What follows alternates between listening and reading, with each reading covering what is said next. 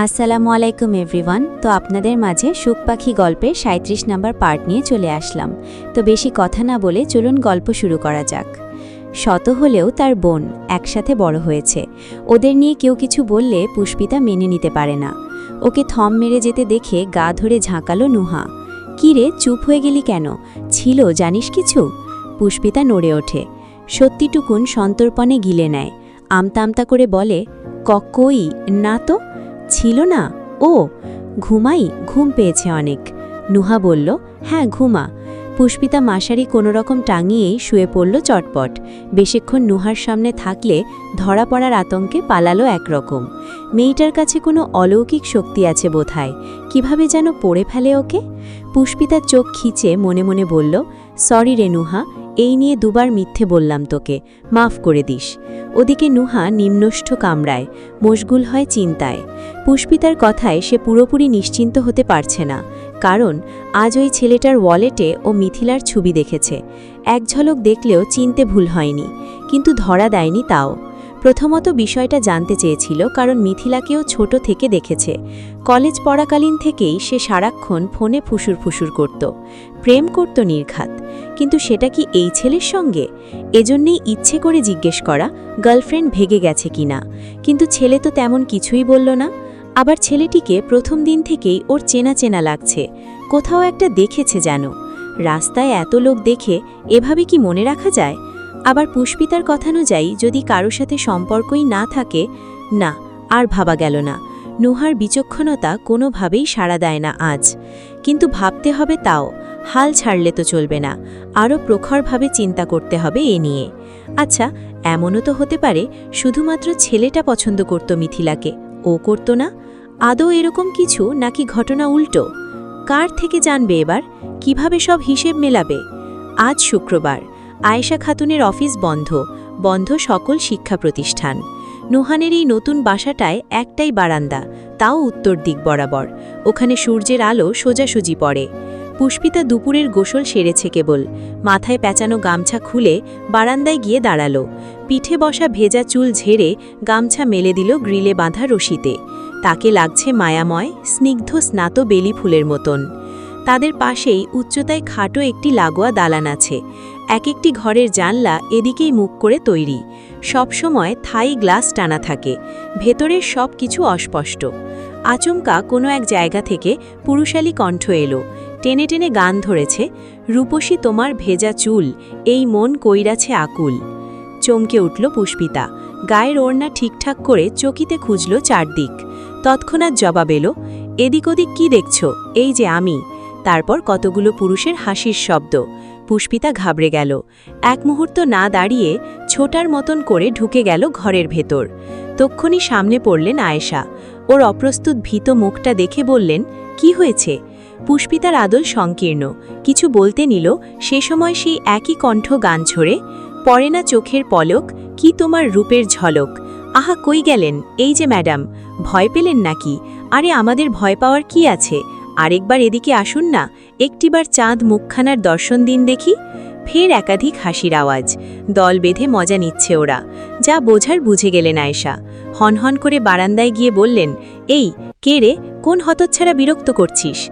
ওপাশে কাউকে দেখা গেল না, তবে একজন চিল্লিয়ে বলল, ও চাচি, আপনার মেয়েকে বিবাহ করিতে চাই, রাজি থাকিলে বলুন কবুল। পাশেরগুলো সশ্রব্দে হাসে, আনন্দধ্বনিতে চিল্লিয়ে ওঠে। নুহা রুমে ছিল, দুরন্ত পায়ে ছুটে এসেই বলল, তোর দাদাকে গিয়ে কবুল বলতে বল হারামজাদা, একেবারে মেরে তক্তা বানিয়ে দেব। থাই গ্লাসটা সরল এবার। কতগুলো মাথা উকি দিতেই আয়েশা নুহাকে টেনে নিয়ে এলেন। নুহা চেতে টেতে একাকার হয়ে বলল, কোথাকার কোন অজাতকুজাতগুলোকে ভাড়া দিয়েছে। পাশের ফ্ল্যাটে ব্যাচেলার, পাশের বিল্ডিংয়ে ব্যাচেলার, অসহ্য। আয়েশা বললেন, আহা, এত চেঁচিও না, আমি ওই বাড়ির মালিকের সাথে কথা বলে দেখছি, এগুলো যে এত অসভ্য জানাতে হবে তো। তারপর মুখ শুকনো করে দাঁড়িয়ে থাকা পুষ্পিতাকে বললেন, তুমি আর এই বারান্দায় কিছু শুকুটে যেও না, বারান্দার দরজাটা দিয়ে রেখো সব সময়। দুজনেই কাপড় চোপড় যা শুকাতে হয় ছাদে গিয়ে দিও, ছাদ থেকে তো এদের ঘর দেখা যায় না। পুষ্পিতা এবারেও ঘাড় হেলায় একপাশে। ইদানিং তীব্রর মেজাজ খারাপ। অবশ্য মহারাজের মেজাজ ভালো থাকেই বা কখন? শীত হোক বা বর্ষা, হোক সকাল বা বিকেল, তার মাথার আবহাওয়া একটাই। তালু বরাবর সর্বদা মধ্যাহ্নের দগদগে সূর্য ঘুরে বেড়ায়। তবে আজকের ব্যাপার ভিন্ন। গত 3 দিন যাবৎ তার হাবভাবের অবস্থা একটু বেশিই পরুষ। এর কারণ পুষ্পিতা। এই মেয়ে সারাদিন ঘরে খিল দিয়ে বসে থাকে। দৌড় খোলা তো দূরের কথা, একবার বাইরেও উকিও দেয় না। একমাত্র ভার্সিটিতে ছাড়া তার মুখ দর্শন করার উপায় নেই। কলেজে যাওয়ার জন্য বের হয় কখন সেটাও বুঝতে পারে না তীব্র। 9টা বাজেই তো বেরিয়েছিল সেদিন, কিন্তু রাস্তায় পুষ্পিতাকে দেখেনি। এরকম হলে প্ল্যান সাকসেসফুল হতে হতে যে যুগ পেরিয়ে যাবে। তীব্রর তপ্ত মেজাজখানা কিছুতেই ঠিক হচ্ছে না। উল্টে গলার কাচকায় খুশখুশ করে জানান দিল প্রত্যন্ত সুখে টান বসানোর সময় এসেছে। সিগারেট প্যাকেট পকেটে ভরে ছাদের পথ ধরল তীব্র। নাহিদ গরুর একটা ছেলে হয়েও সিগারেটের ধোঁয়ায় খুক খুক করে কাশে, এমন কাশি যেন গলার হাড় ভেঙে বেরিয়ে আসবে বাইরে। তীব্র মহাবিরক্ত অভিব্যক্তি সমেত শূন্য ছাদে গিয়ে দাঁড়ায়। তখন সন্ধে নামার ভাব, চারদিক ঝাপসা অন্ধকারে ছেয়ে। ঠান্ডা ঠান্ডা বাতাসে তীব্রর জমাট মন ফুরফুরে হয়ে আসে। নিমিষেই 2টো সিগারেট সাফার করে ফেলল তীব্র। বাতাসে ছাদের দরজা একবার খুলছে, আরেকবার বন্ধ হচ্ছে। তীব্র সময় কাটানো শেষে ফিরতে নেয়। চেপে যাওয়া দরজা যখনই খুলতে যাবে, পূর্বেই ওপাশ থেকে ঠেলে দিল কেউ, একজন। অমনি টিনের দৌড় দুম করে ওর কপালে ঠুকে যায়। চূড়ান্ত পর্যায়ের একটা বাড়ি খেয়ে তীব্র কপাল ধরে পিছিয়ে যায়, হক্কাচায় ভীষণ। পরপরই আগুন জ্বলে মাথায়। মস্তিষ্কের ঘিলু শুদ্ধ টক বগিয়ে ওঠে।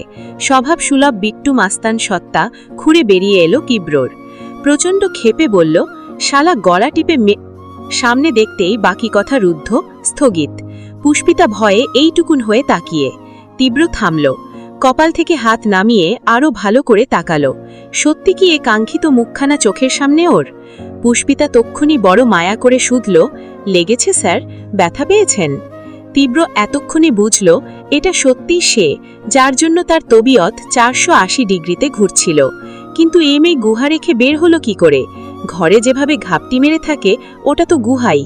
সে ঠিকঠাক হয়ে দাঁড়ালো এবার। স্যার সুলভ গাম্ভীর্য আনল গলায়। ইচ্ছে করে ব্যথা দিলে ব্যথা পালব না? পুষ্পিতা উদ্বেগ নিয়ে বলল, এ বাবা, না না, আমি একদমই দেখিনি, বিশ্বাস করুন। এমন কাতর ব্যাকুল কণ্ঠটা তীব্রর ওপর বিশেষ প্রভাব ফেলেনি। কড়া কণ্ঠে বলল, আমি সহজে কাউকে বিশ্বাস করি না, এরকম মেয়েদের তো একদম না।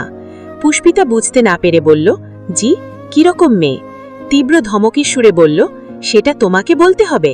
পুষ্পিতা চুপসে যায়। বক্ষ চিরে হতাশা আসে সুপ্ত আকারে। ছোট্ট জীবনটা ওর গত হলো মানুষের ধমক খেয়ে খেয়ে। সে অপরাধীর ন্যায় মাথা নোয়ায়। চুপচাপ সরে এলো তীব্রর সামনে থেকে। ছাদে মেলে দেওয়া ওদের জামাকাপড়গুলো হাতে তুলে পিলপিলে কদমে নিচে নামতে গেল যেই, অমনি হাওয়ার বেগে এসে পথ আগলায় তীব্র। হুটহাট বিষয়ে কিছু চমক লালো মেয়েটা। চাইল গোলাকার চোখে। তীব্র মোটা ভ্রু কুচকে বলল, আমি ব্যথা পেয়েছি দেখেছ? পুষ্পিতা ছোট কণ্ঠে বলল, জি জি। সরি বলেছ তুমি? জি, বলেছি তো মাত্র। আমি অ্যাকসেপ্ট করেছি? পুষ্পিতা চোখ নামিয়ে বলল, জি না। তীব্র বলল, তাহলে চলে যাচ্ছিলে কেন? যতক্ষণ না আমি সরি অ্যাকসেপ্ট করছি তোমার উচিত এখানেই দাঁড়িয়ে থাকা। পুষ্পিতা তাজ্জব চোখে চায়। এগুলো কেমন কথা? কিছু বলতে মন চাইলেও গরম বাক্য নরম ঠোঁটের ডগায় এলো না। কোমল কণ্ঠে বলল, আমি আপনাকে দেখিনি, দেখলে এভাবে দরজা খুলতাম না। তীব্র অলিক আশায় চেয়েছিল এতক্ষণ। এত কিছুর পরেও পুষ্পিতার একই রকম নম্র আওয়াজ নিরাশ করল ওকে। ব্যর্থ মুগ্ধ চোখ গেঁথে রইল মসৃণ ওই আদলখানির ওপর। মনে মনে বলল, একটু রেগেও কথা বলতে পারো না ভীতু মেয়ে? রাগলে তোমায় কেমন লাগে? আমার মতো বাজে, নাকি বুকে ছুরি বসানোর মতো সুন্দর? তো আজকের গল্পটি শেষ হয়ে গেল। তো পরবর্তী পার্ট পেতে আমার চ্যানেলটি অবশ্যই সাবস্ক্রাইব করে রাখবেন। তো পরবর্তী পার্ট এই চ্যানেলেই পাবেন। আর গল্পটি কেমন লাগলো তা অবশ্যই কমেন্ট করে জানাবেন। সবাইকে ধন্যবাদ।